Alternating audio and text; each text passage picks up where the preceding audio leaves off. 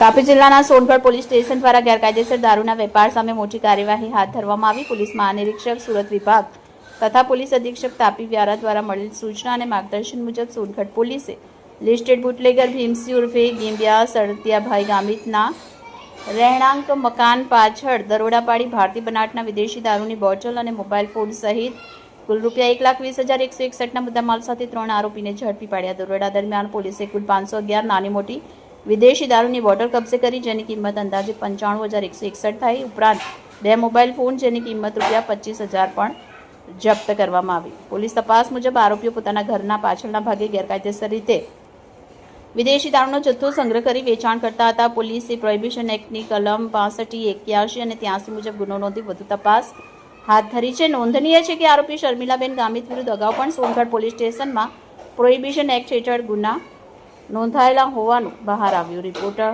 Vikas Patil, bullet 26, Gujarat news, Surat.